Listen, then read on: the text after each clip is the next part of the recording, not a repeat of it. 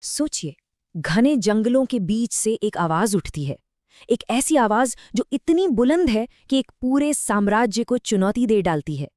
आज हम उसी आवाज, उसी नायक बिरसा मुंडा की कहानी में उतरेंगे। ये एक बड़ा सवाल है ना?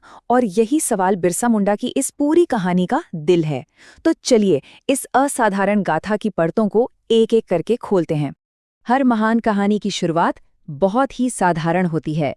हमारी कहानी भी वहीं से शुरू होती है, जंगल के बीच बसे एक गांव से, जहां एक साधारण लड़का रहता था और वो दुनिया थी जिसने उसे गढ़ा। तो बात है साल 1875 की।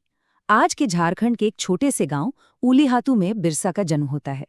लेकिन ये दौर उथल-पुथल का था।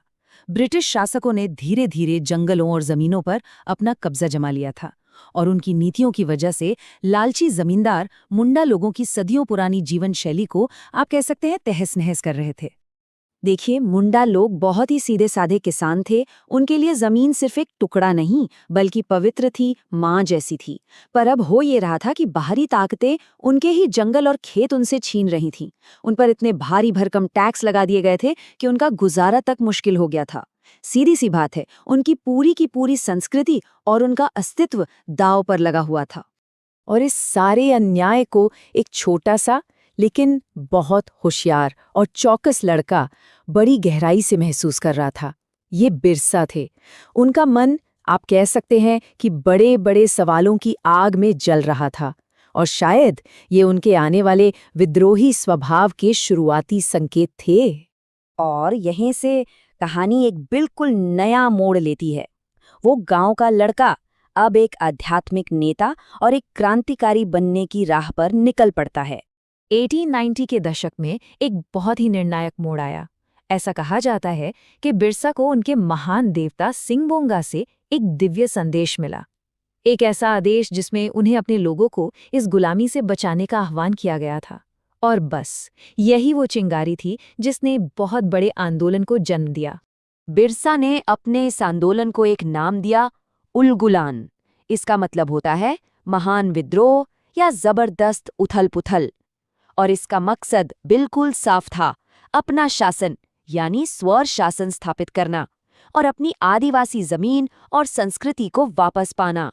बिरसा का संदेश बहुत सीधा, सरल और शक्तिशाली था। उन्होंने अपने लोगों को 3 रास्ते दिखाए। पहला, बाहरी लोगों के तौर तरीके छोड़ दो। दूसरा, विदेशी शासकों को कोई लगान मत दो। और तीसरा, अपने प्राचीन आदिवासी देवताओं की पूजा करो, अपनी जड़ों से जुड़ो।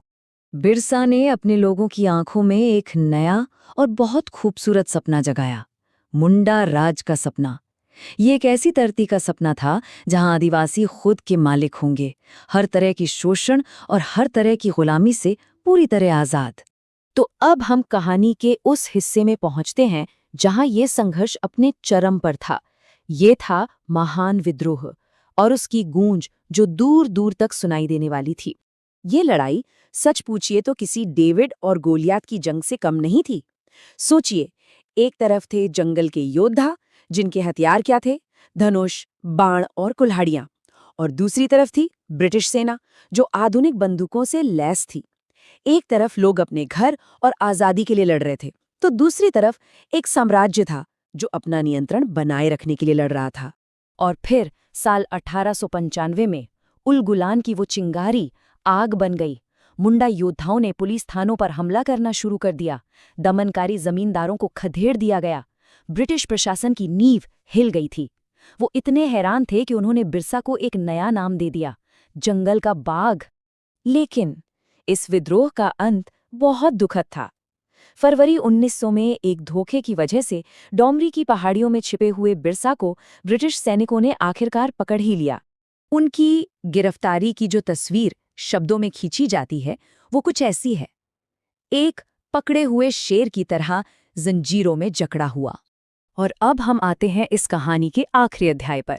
ये अध्याय बिरसा की मृत्यु के बारे में है, पर उससे भी कहीं ज्यादा उनकी उस विरासत के बारे में है जो आज भी जिंदा है। 25 बिरसा मुंडा की उम्र सिर्फ 25 साल थी। सोच सकते हैं, महज 25 साल, वो उम्र जब किसी का जीवन बस शुरू ही होता है। उस उम्र में उनका संघर्ष समाप्त हो गया। 9 जून 1900 को रांची जेल में बहुत ही रहस्यमयी परिस्थितियों में उनकी मृत्यु हो गई। लेकिन उनके जो आखिरी शब्द थे वो एक भविष्यवाणी की तरह थे। उन्होंने कहा, ये संघर्ष जारी रहेगा। तो भले ही बिरसा का जीवन बहुत छोटा था, पर उनकी विरासत अमर हो गई। उनके विचार आज भी जिंदा हैं और आने वाली पीढ़ियों को प्रेरणा देते हैं। आज भी लोग उन्हें बिरसा भगवान कहकर पूजते हैं और उनकी याद में बिरसा मुंडा दिवस मनाते हैं। उनकी कहानी हमें बस एक ही बात याद दिलाती है कि एक अकेला साहसी इंसान भी एक पूरे राष्ट्र की चेतना को जगा सकता है। तो आखिर में सवाल यही रह जाता है, एक कहानी, एक लेजेंड, एक किंवदंती बनती कैसे है? शायद बिरसा मुंडा की ये गाथा हमें इसका जवाब देती है। जब साहस, एक मजबूत मकसद और अपने लोगों के लिए बेपनाह मोहब्बत एक साथ मिल जाएं, तो एक इंसान हमेशा के लिए अमर हो जाता है।